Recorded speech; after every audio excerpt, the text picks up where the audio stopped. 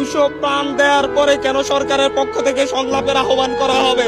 তার আগে কেন আহ্বান করা হয় নাই? কেন ছাত্রদের সাথে বসে এটা নিয়ে সমাধান করা হয় নাই? প্রত্যেকটা ক্ষেত্রে দমনের সিদ্ধান্ত কেন নিতে হবে একটি রাষ্ট্রকে? একটি স্বাধীন রাষ্ট্র কেন তারা দমন করবে, তারপরে দমন করতে না পারলে দাবি মেনে নিবে? এরকম সিদ্ধান্ত কাদের মাথা থেকে আসে? আজকে যে স্বরাষ্ট্রমন্ত্রীর আন্ডারের পুলিশ বাহিনী, যে স্বরাষ্ট্রমন্ত্রীর আন্ডারে র্যাব বাহিনী, যে স্বরাষ্ট্রমন্ত্রীর আন্ডারে বিজিবি বাহিনী, যাদের মাধ্যমে আমার ভাইয়েরা খুন হয়েছে, সেই স্বরাষ্ট্রমন্ত্রীর সাথে আমাদেরকে বসার জন্য আহ্বান জানানো হচ্ছে। উনি কি এই যে 200 লাশ পড়েছে এটার জন্য কি উনি অনুতপ্ত? এটার জন্য কি উনি দায় স্বীকার করেছেন? উনি কি ক্ষমা চেয়েছেন? আমরা কিভাবে এই রক্ত খেকো মন্ত্রীদের সাথে আমরা আলোচনা করতে পারি, যারা হচ্ছে রক্তের বন্যা বয়ে এই দেশে একটা অরাজক পরিস্থিতি সৃষ্টি করেছে? আমাদের সাথে তো আগেও বসা যেত, আমরা তো আলাপ আলোচনা করতে পারতাম, এর সমাধান হইতো। সরকারের যে যুক্তিগুলা তুলে ধরতাম, আমরা আমাদের যুক্তিগুলা তুলে ধরতাম, সুন্দর সমাধান কি হতে পারতো না? এই লাশগুলার দায় কে নিবে? আজকে এখানে আপনাদের কাছে দাঁড়িয়েছি অবিলম্বে আমাদের ভাইদের যাদেরকে গুম করা হয়েছে, যাদের আমরা খোঁজ পাচ্ছি না, তাদের অবিলম্বে সন্ধান দিতে হবে। 24 ঘন্টার মধ্যে সন্ধান না দিলে আমি আমার ভাইদেরকে নিয়ে আমি রাস্তায় শুয়ে থাকবো। আমরা আমাদের ভাইদের খোঁজ না পাওয়া পর্যন্ত প্রয়োজন আমাদেরকেও গুম করে নিয়ে যান। আমরা কেন বাইরে থেকে কান্না করব? আমাদের ভাইদেরকে ক্যাম্পাসে রেসিডেন্সিয়ালের একটা 16-17 বছরের ছেলেকে গুলি করে মেরে বেড়া হয়েছে। পুলিশ বাহিনীর সাথে, র্যাবের সাথে, ডিজিএফআই এর সাথে লাঠি নিয়ে, অস্ত্র শস্ত্র নিয়ে সাদা পোশাকে ছাত্রলীগ যুবলীগ কেন হামলা করবে? বাংলাদেশের পুলিশ বাহিনী, বিজিবি এরা কি এতটা অপদার্থ হয়ে গিয়েছে যে আপনাদের সশস্ত্র গুন্ডা বাহিনীকে লাগবে আমাদের ভাইদেরকে নিধন করার জন্য? আমি আজকে সকালে পত্রিকা পড়তেছিলাম, পত্রিকায় দেখলাম যে বিভিন্ন মন্ত্রীরা, ক্ষমতাসীন দলের বিভিন্ন নেতারা হুমকি দিচ্ছেন এরপরে যদি আন্দোলন না থামে ওনারা দমন করবেন। ওনারা ছাত্র আন্দোলন দমন করার চিন্তা করেন। ওনারা ভুলে যাচ্ছেন 1952 সালে দমন করতে গিয়ে পাকিস্তানি হানাদাররা ব্যর্থ হয়েছে, 69-এ ব্যর্থ হয়েছে, 64-তে ব্যর্থ হয়েছে, 66-তে ব্যর্থ হয়েছে। ওনারা কিভাবে সফল হবেন? নিজে আতঙ্কিত। আমি এখানে এসেছি আমার জীবনের মায়া নিয়ে, আশপাশে ডিজিএফআই ডিবির লোকজন ঘুরে বেড়া করতেছে। আপনাদের এখান থেকে উঠে যাওয়ার পর হয়তো আমারও আর খোঁজ পাওয়া যাবে না। এভাবে একটা সভ্য রাষ্ট্র চলতে পারে না, এভাবে কোনো স্বাধীন রাষ্ট্র চলতে পারে না। প্রকাশ্যে আপনারা দেখেছেন আমাদের ভাইদেরকে উপর থেকে হেলিকপ্টার দিয়ে গুলি করে হত্যা করা হচ্ছে। এক নির্মম অরাজকতা এই দেশে নেমে আসছে, যার পরিপ্রেক্ষিতে আমাদের ভাইয়েরা 2 দিনের আলটিমেটাম দিয়ে সরকারকে এর বিরুদ্ধে ব্যবস্থা নেওয়ার কথা বলে 2 দিন আলটিমেটাম দিয়ে কর্মসূচি স্থগিত ঘোষণা করেছিল। কিন্তু তারপরও আজকে জগন্নাথ বিশ্ববিদ্যালয়ে গুলি হয়েছে। আমাদের সমন্বয়ক সহ 60 জন ভাইকে খুঁজে পাওয়া যাচ্ছে না। আসিফ মাহমুদ ভাই, আবু বাকের মজুমদার, আব্দুল কাদের এবং রশিদুল ইসলাম রিফাত, এদেরকে খুঁজে পাওয়া যাচ্ছে না। ওদের বাবা মা মর্গে মর্গে তাদের সন্তানদের খোঁজ নিচ্ছেন, ডিবি অফিসে গিয়ে খোঁজ পাচ্ছেন না। একটা যৌক্তিক দাবি নিয়ে রাস্তায় নেমেছিলাম, সেই যৌক্তিক দাবির জন্য কেন আমাদের 200 প্রাণ দিতে হবে? একটি স্বাধীন রাষ্ট্র কেন তারা দমন করবে, তারপরে দমন করতে না পারলে দাবি মেনে নিবে? এরকম সিদ্ধান্ত কাদের মাথা থেকে আসে? এই যে 200 লাশ পড়েছে এটার জন্য কি উনি অনুতপ্ত? এটার জন্য কি উনি দায় স্বীকার করেছেন? উনি কি ক্ষমা চেয়েছেন? আমরা কিভাবে এই রক্ত খেকো মন্ত্রীদের সাথে আমরা আলোচনা করতে পারি, যারা হচ্ছে রক্তের বন্যা বয়ে এই দেশে একটা অরাজক পরিস্থিতি সৃষ্টি করেছে? আমাদের ভাইদেরকে ক্যাম্পাসে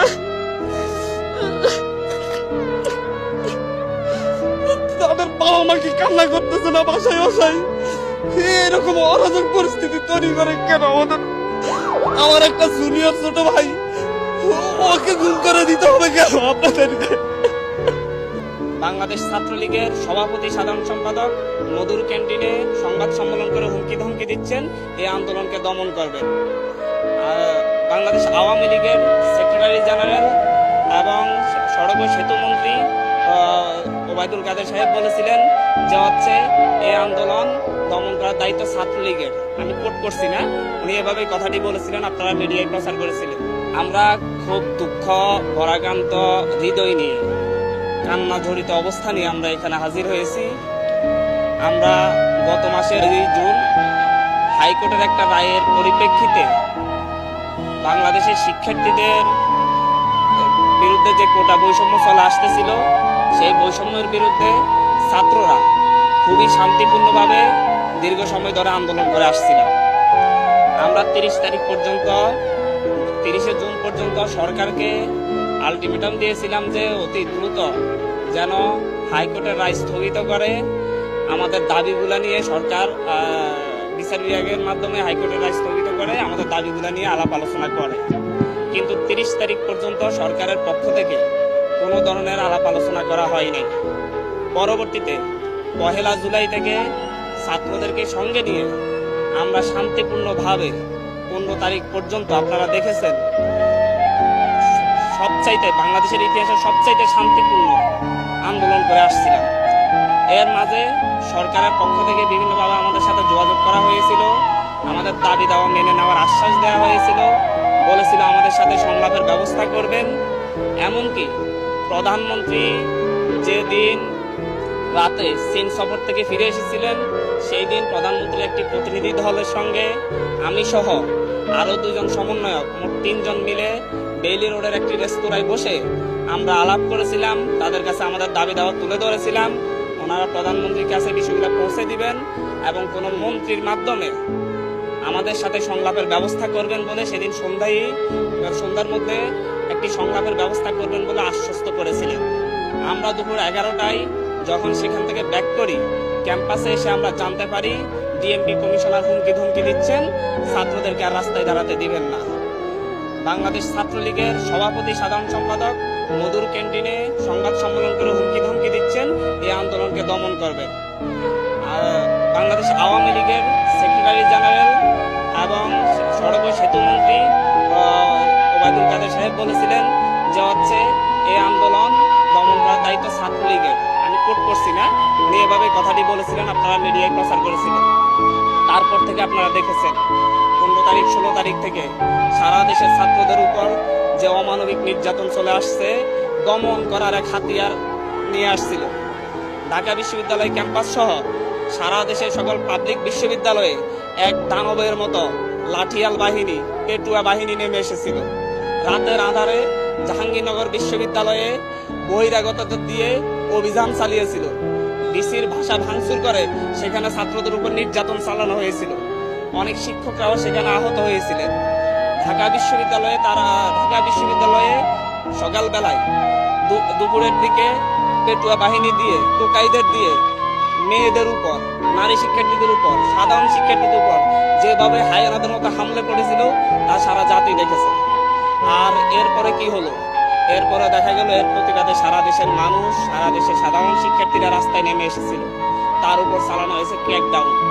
সেখানে ক্র্যাকডাউন চালিয়ে প্রায় আমরা এখন পর্যন্ত, যেহেতু আমরা অনলাইনের সাথে যুক্ত নয়, মিডিয়ার মাধ্যমে যেটা পাচ্ছি সেখানে কোনো মিডিয়ায় বলা হচ্ছে যে 2 শতাধিক, কোনো মিডিয়ায় বলা হচ্ছে 3 শতাধিক।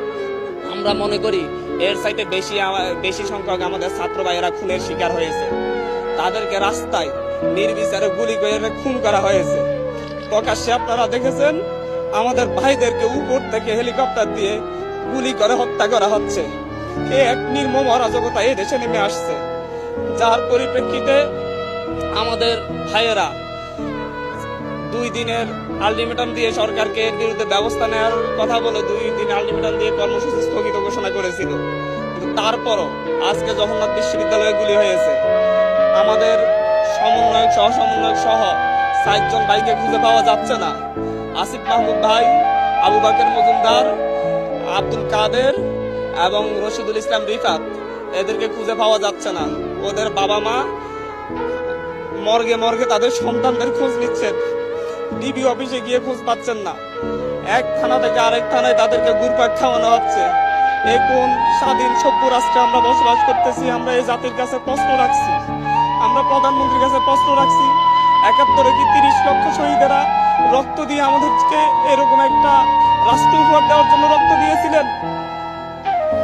এই পর্যায়ে আমাদের যেটা আমরা দেখতে পাই, আমরা তো একটা যৌক্তিক দাবি নিয়ে রাস্তায় নেমেছিলাম। সেই যৌক্তিক দাবির জন্য কেন আমাদের 200 প্রাণ দিতে হবে? এই দেশের রাষ্ট্র ব্যবস্থার কাছে, সরকার ব্যবস্থার কাছে, শাসন ব্যবস্থার কাছে, এই দেশের বিচার বিভাগের কাছে, এই দেশের সংবিধানকে আমরা মাথায় রেখে আমরা প্রশ্ন করতে চাচ্ছি একটা যৌক্তিক দাবি আদায়ে, কেন 200 প্রাণ দেওয়ার পরে কেন সরকারের পক্ষ থেকে সংলাপের আহ্বান করা হবে? তার আগে কেন আহ্বান করা হয় নাই? কেন ছাত্রদের সাথে বসে এটা নিয়ে সমাধান করা হয় নাই? প্রত্যেকটা ক্ষেত্রে দমনের সিদ্ধান্ত কেন নিতে হবে একটি রাষ্ট্রকে? একটি স্বাধীন রাষ্ট্র কেন তারা দমন করবে, তারপরে দমন করতে না পারলে দাবি মেনে নিবে? এরকম সিদ্ধান্ত কাদের মাথা থেকে আসে? আজকে যে স্বরাষ্ট্রমন্ত্রীর আন্ডারের পুলিশ বাহিনী, যে স্বরাষ্ট্রমন্ত্রীর আন্ডারের র্যাব বাহিনী, যে স্বরাষ্ট্রমন্ত্রীর আন্ডারের বিজিবি বাহিনী, যাদের মাধ্যমে আমার ভাইয়েরা খুন হয়েছে, সেই স্বরাষ্ট্রমন্ত্রীর সাথে আমাদেরকে বসার জন্য আহ্বান জানানো হচ্ছে। উনি কি এই যে 200 লাশ পড়েছে এটার জন্য কি উনি অনুতপ্ত? এটার জন্য কি উনি দায় স্বীকার করেছেন? উনি কি ক্ষমা চেয়েছেন? আমরা কিভাবে এই রক্ত খেকো মন্ত্রীদের সাথে আমরা আলোচনা করতে পারি, যারা হচ্ছে রক্তের বন্যা বয়ে এই দেশে একটা অরাজক পরিস্থিতি সৃষ্টি করেছে? আমাদের সাথে তো আগেও বসা যেত, আমরা তো আলাপ আলোচনা করতে পারতাম, এর সমাধান হইতো। সরকারের যে যুক্তিগুলা তুলে ধরতো, আমরা আমাদের যুক্তিগুলা তুলে ধরতাম, সুন্দর সমাধান কেউ হতে পারতো না? এই লাশগুলার দায় কে নিবে?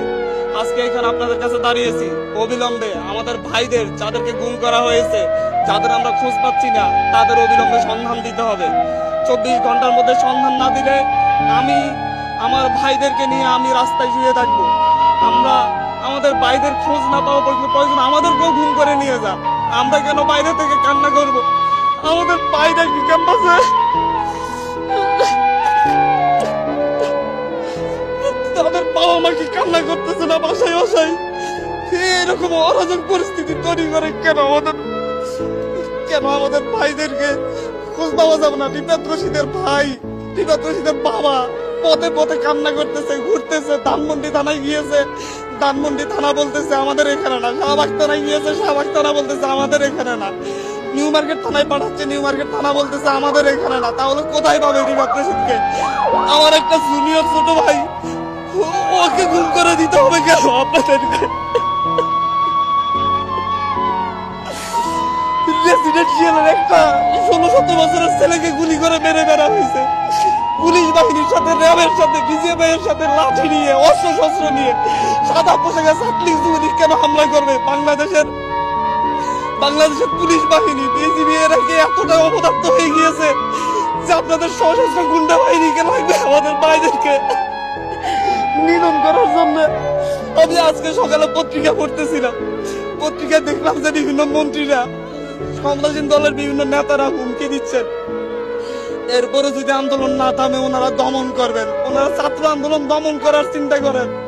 ওনারা ভুলে যাচ্ছেন 1952 সালে দমন করতে গিয়ে পাকিস্তানি হানাদাররা ব্যর্থ হয়েছে, 69-এ ব্যর্থ হয়েছে, 64-তে ব্যর্থ হয়েছে, 66-তে ব্যর্থ হয়েছে। ওনারা কিভাবে সফল হবেন? ওনাদেরকে এখনো বলবো, আমাদের প্রতিটা ক্যাম্পাসে নিরাপত্তা নিশ্চিত করুন, আমাদের ভাইদেরকে ছেড়ে দিন। আমি নিজে আতঙ্কিত। আমি এখানে এসেছি আমার জীবনের মায়া নিয়ে। আশপাশে ডিজিএ পাই, ডিবির লোকজন ঘুরে বেড়া করতেছে। আপনাদের এখান থেকে উঠে যাওয়ার পর হয়তো আমারও আর খোঁজ পাওয়া যাবে না। এভাবে একটা সভ্য রাষ্ট্র চলতে পারে না।